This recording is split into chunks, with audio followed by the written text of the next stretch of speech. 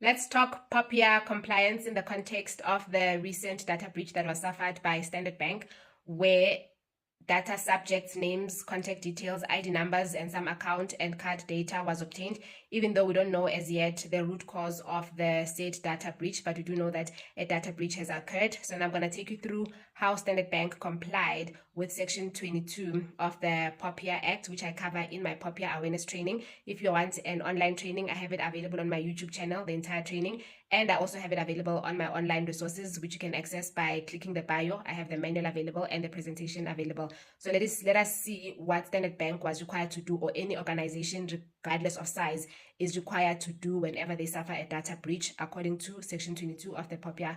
POPIA.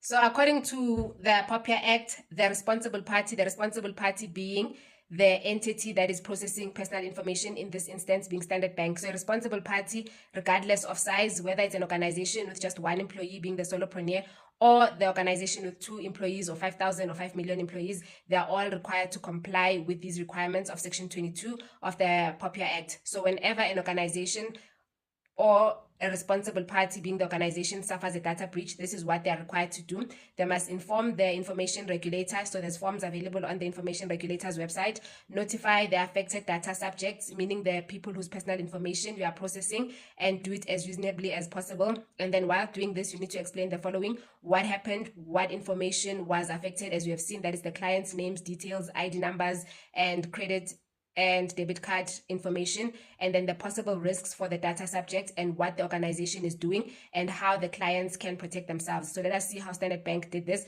So on my training, there's other organizations as well that have suffered data breaches, and the steps that they took in order to notify the information regulator as well as the data subjects. For example, the Discam data compromise that they suffered, ABSA suffered the same.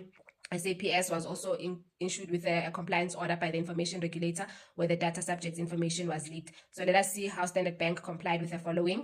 So they informed the data subjects, meaning their clients, the people whose personal information they are processing or is in their custody. So they advise the clients to be alert of suspicious emails, SMSs, or calls, not to share OTPs or banking credentials, etc. You can read in my background so that my video is not too lengthy for the purposes of my socials. But to reiterate, I do have a comprehensive POPIA awareness training that you can take your employees through. If you want online training, I do conduct online training. If you want DIY training, I do have it available on my online resources, to reiterate. And I also conduct physical training on POPIA awareness, and I will let you know how your organization can remain POPIA compliant and what they should do should they suffer a data compromise.